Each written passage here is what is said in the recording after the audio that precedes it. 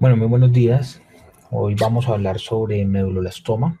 La idea, pues ya en charlas previas hemos tocado temas sobre la clínica, sobre la forma del tratamiento, intervención quirúrgica, pero la idea de hoy es ahondar un poco sobre el perfil molecular de estos tumores, ya que ha impactado de una forma positiva en cuanto al abordaje de tratamiento en este tipo de pacientes. Entonces, el título de la charla, por eso se llama medulloblastoma, la era molecular.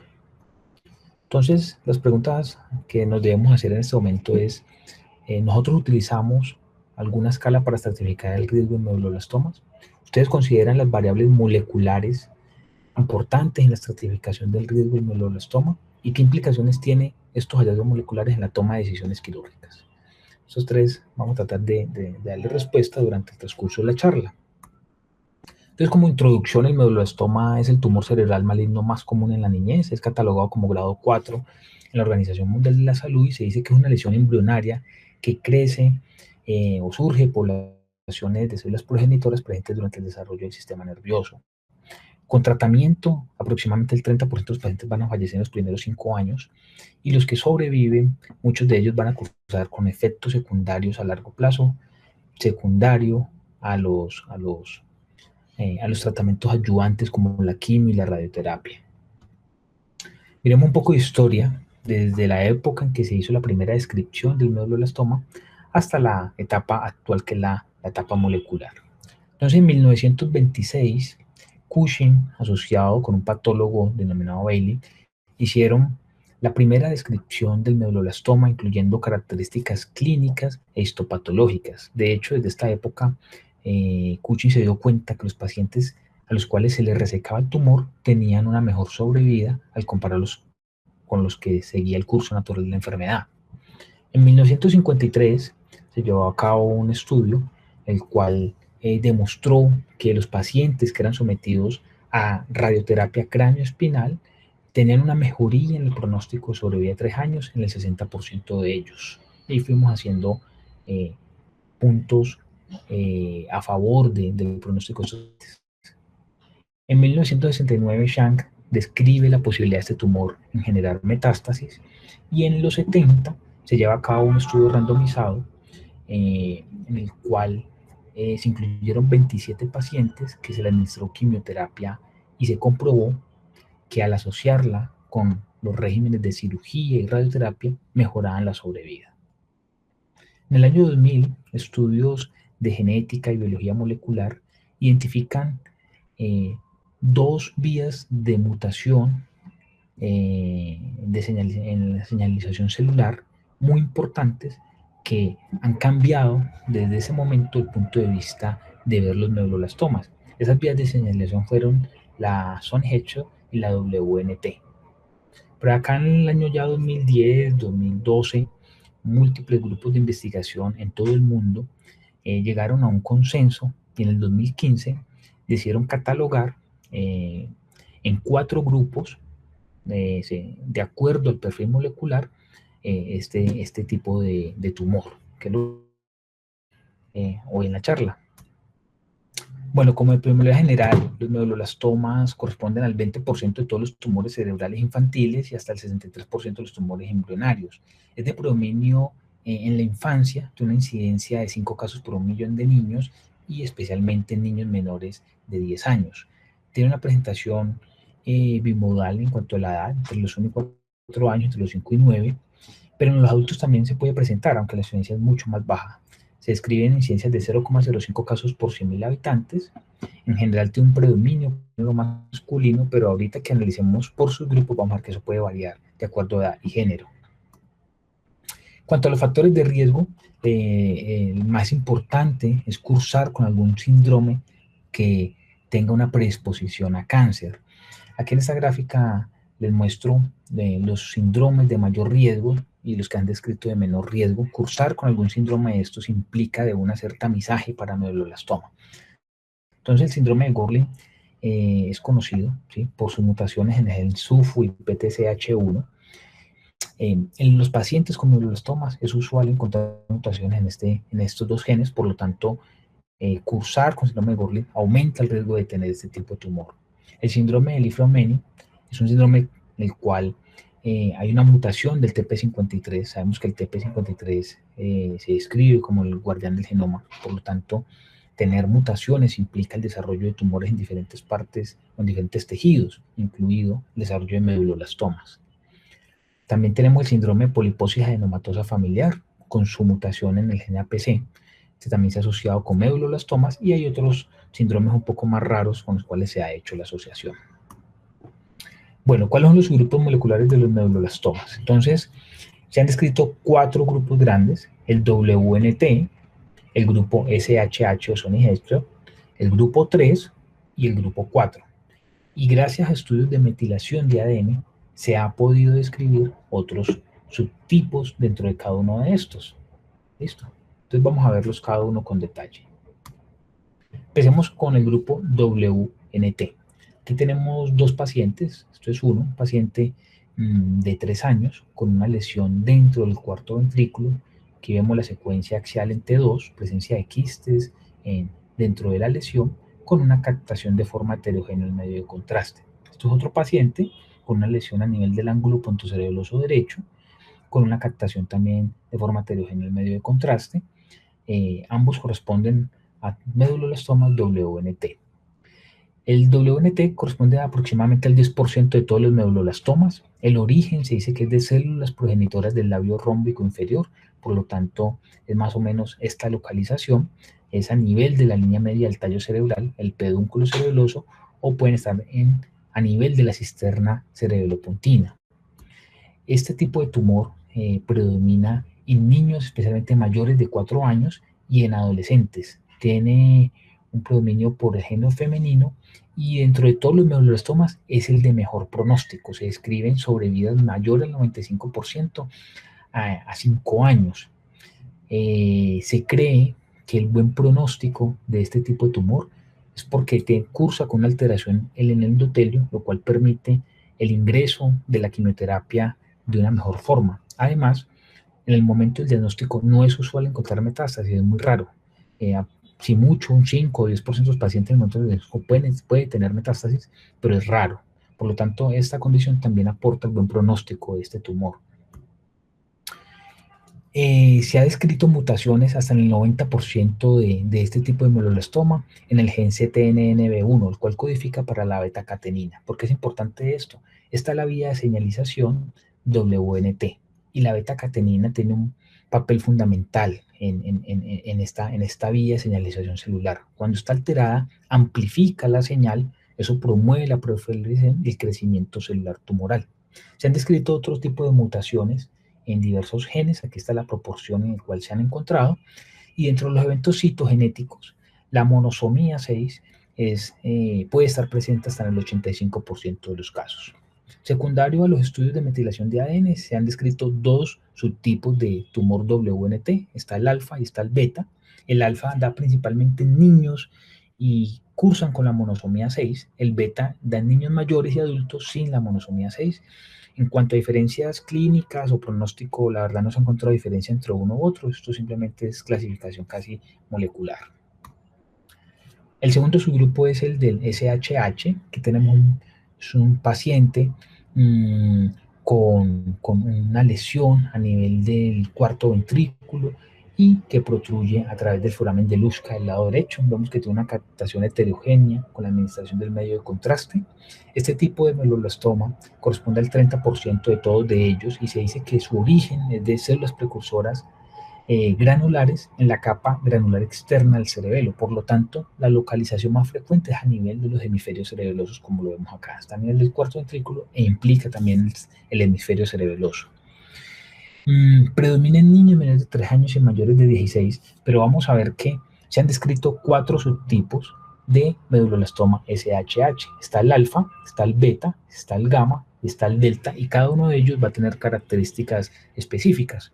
Entonces, el alfa es un tumor que da principalmente en la infancia y en adolescentes, tiene un predominio por el género masculino.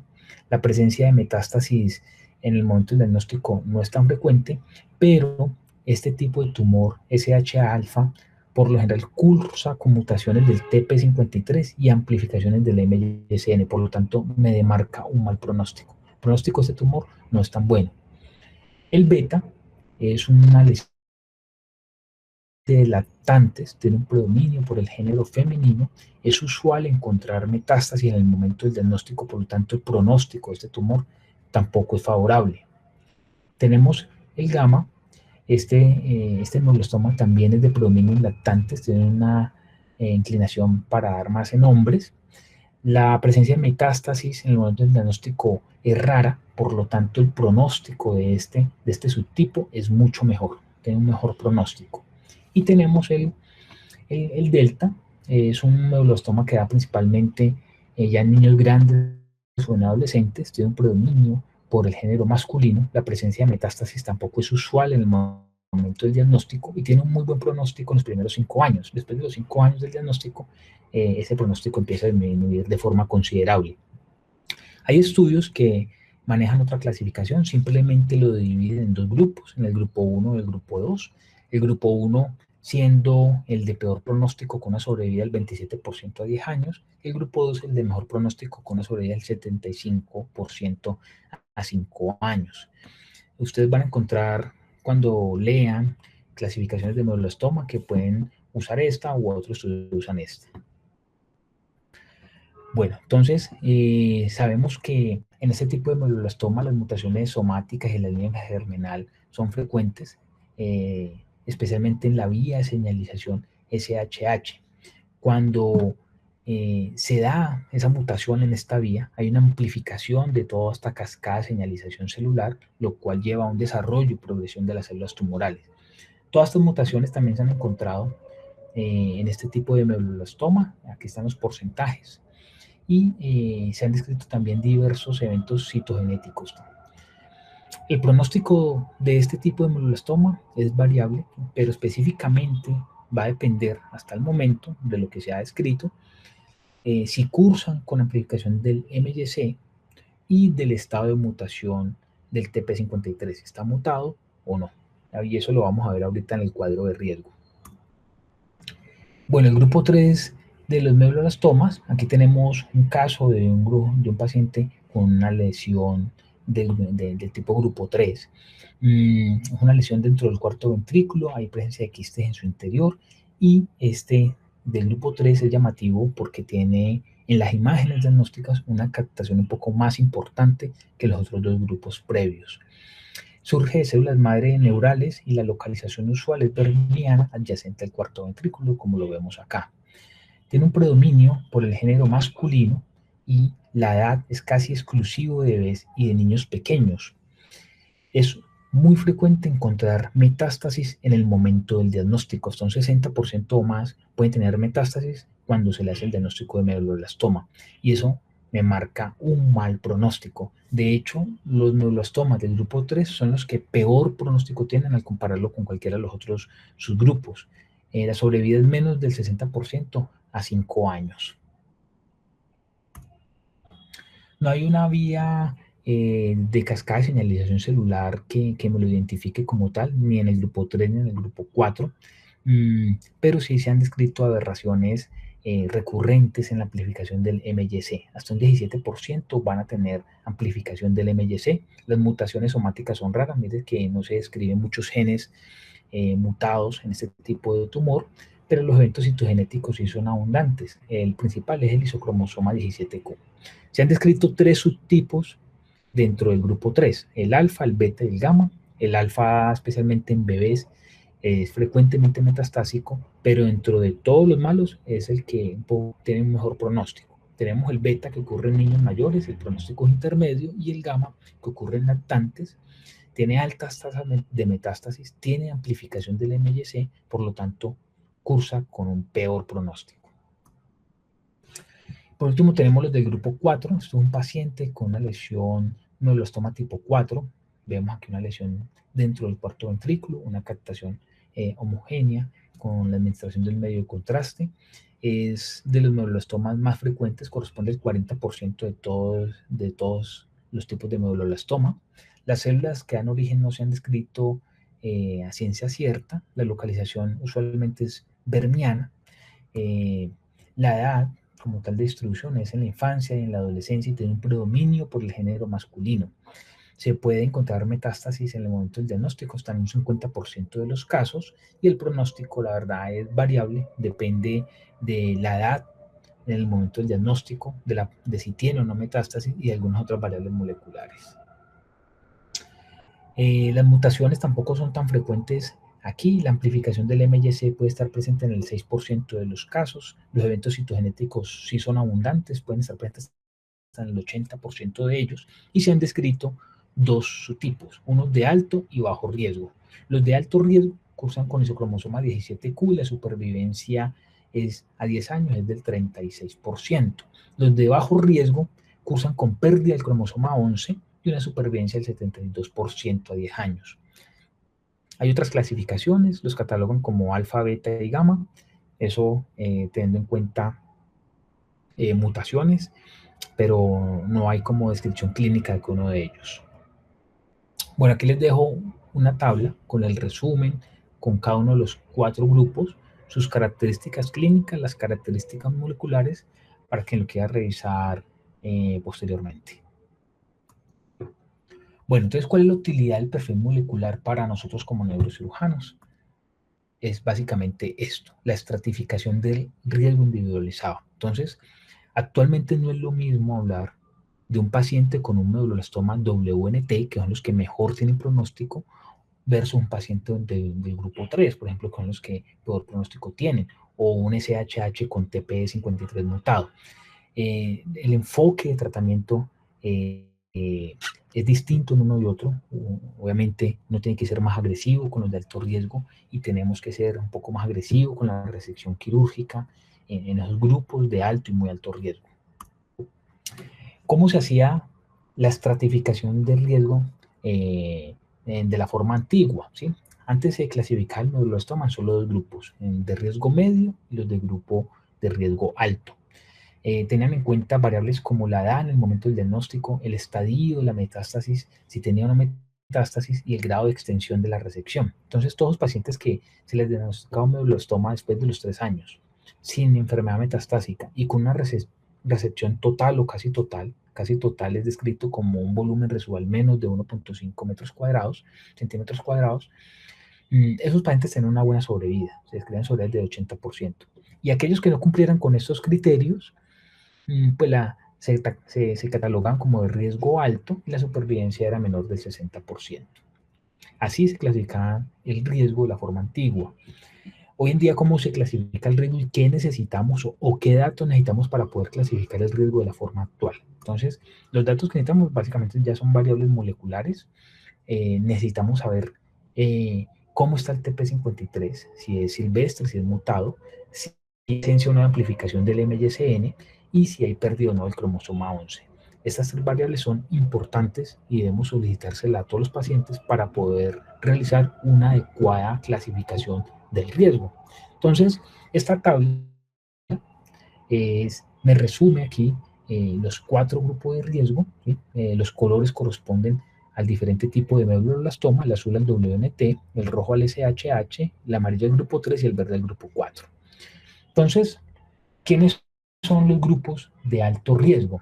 Es decir, los que tienen una sobrevida menor del 50% a 5 años. Entonces tenemos los del grupo SHH que tienen el TP53 mutado, ¿sí? O los del grupo 3 que tienen metástasis en el momento del diagnóstico. Los del alto riesgo, que tienen una sobrevida entre el 75 y 50% a 5 años. Entonces son los del grupo SHH que tengan metástasis en el momento del diagnóstico o que tengan amplificación del MYCN. O los del grupo 4 que tengan metástasis en el momento del diagnóstico.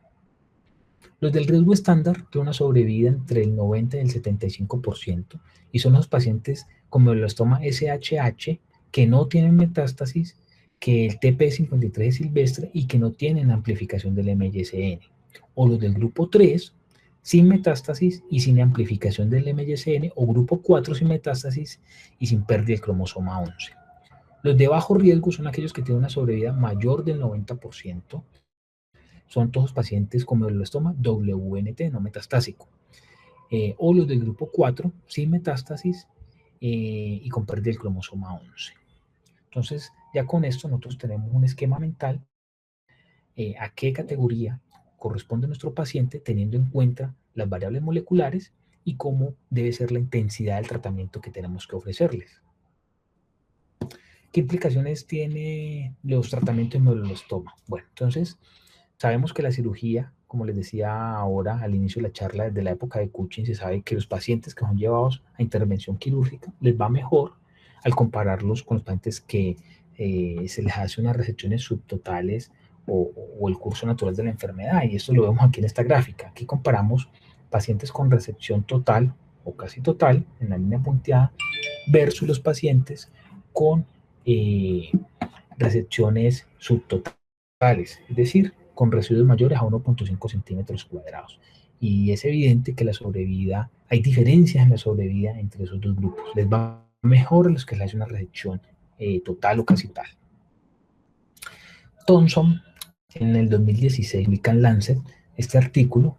Él trata de determinar cómo es la sobrevida global y la progresión libre de enfermedad cuando comparamos resección total, cerca al total y subtotal, teniendo en cuenta también algunas variables, las variables moleculares de los meduloblastoma.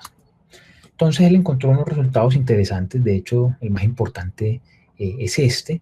Él no encontró diferencias en la sobrevida y progresión de una enfermedad entre los grupos de resección total y casi total, ¿sí? Casi total, descrito como un residuo menor a 1.5 centímetros cuadrados. ¿Y por qué es importante este hallazgo? ¿Sí? Porque en muchas ocasiones, cuando se hace la resección de los medulostomas, hay pequeños residuos de tumor adheridos a zonas muy elocuentes del tallo cerebral o a nervios craneales, que resecar esa parte implica una morbilidad neurológica importante. Entonces, con este hallazgo, saber que podemos dejar pequeños residuos sin complicar el pronóstico funcional del paciente y sin afectar la sobrevida es un dato muy importante. ¿Listo? Él también describió lo que ya se sabía. Este artículo pues, les va mejor a los que se les hace una resección total versus subtotal y no encontró de forma significativa un hallazgo en cuanto a la supervivencia entre resección total versus subtotal, teniendo en cuenta los grupos moleculares WNT, SH y grupo 3. Sí encontró que los pacientes del grupo 4, cuando le hacían la resección total, presentan un beneficio en la supervivencia libre de progresión, ¿sí? Pero no en la supervivencia global. Recordar que este estudio es un estudio retrospectivo y todos estos hallazgos de supervivencia y progresión libre de enfermedad se están estudiando de forma actual en estudios de cortas perspectivas. Entonces, como gran conclusión de este estudio, se plantea que la resección quirúrgica máxima segura debe seguir siendo el estándar para nosotros como cirujanos. No se recomienda la extirpación quirúrgica de pequeñas porciones residuales del meduloblastoma cuando eso implique una morbilidad neurológica importante. Y no hay un beneficio pues, definitivo en la resección total macroscópica cuando comparamos resección total versus subtotal. ¿Qué aporte nos ha dado todos estos avances en la biología molecular de los meduloblastoma? Entonces, primero, nos ha permitido en algunos grupos desescalonar el manejo. Por ejemplo, los pacientes de riesgo bajo, como los del WNT, ¿sí? Ha permitido en este momento desescalonar dosis de quimioterapia, disminuir dosis de radioterapia y con eso tratar de reducir los efectos adversos, los efectos secundarios de estos tratamientos. Incluso a algunos solo se les está dando quimioterapia y estos son las referencias de los estudios en los cuales se está llevando a cabo estos cambios en el tratamiento. Segundo, ha permitido identificar moléculas específicas para terapias dirigidas según el tipo de tumor. Por ejemplo, para medulostomas SHH, es un estudio fase 2 en el cual se está investigando el papel del bimodegib y se ha encontrado que ha mejorado la sobrevida libre de enfermedad, ¿sí? Comparado con los tratamientos previos. Entonces, ha permitido estos avances moleculares diseñar medicamentos específicos para el subtipo de tumor. También se ha hecho para el grupo 3 y también se está haciendo para el grupo 4. El tercer punto es que permite estratificar los pacientes por subgrupo y riesgo de enfermedad. Como les digo, me permite plantear un grupo de pacientes de riesgo bajo, en el cual la terapia que le vamos a ofrecer no es tan intensa, y los pacientes también de riesgo alto o muy alto, en el cual vamos a darle una terapia intensa en los casos que queden residuos tumorales mayores a 1.5 centímetros cuadrados, pues vamos a definir, reintervenirlos y darles medicamentos específicos. ¿Cuál es la importancia en neurocirugía? Entonces, como grandes puntos, la cirugía con máxima resección segura sigue siendo el estándar quirúrgico para nosotros y nosotros debemos tener en mente los grupos de alto riesgo, ¿sí? Es decir, los grupos 3, grupo 4 metastásico, el SHH con amplificación del MYCN o mutación del TP53 o metástasis, ya que si estos pacientes quedan con algún residuo tumoral que puede ser extraíble mayor a 1.5 centímetros cuadrados, estos pacientes se nos benefician de un segundo tiempo quirúrgico para impactar de forma positiva en la sobrevida. Bueno, como conclusiones, los avances en la biología molecular nos han permitido comprender cada vez más la patogénesis de los meduloblastoma. El neurocirujano debe estar familiarizado con el factor pronóstico que ofrece el perfil molecular de un meduloblastoma para poder participar siempre en el mejor tratamiento disponible. Y es una patología que implica un abordaje multidisciplinar con oncólogos, con genética, biología molecular, radioterapia y neurocirugía. Bueno, muchas gracias. Eso es lo que tenía para mostrarles el día de hoy. Quedo atento a comentarios o preguntas.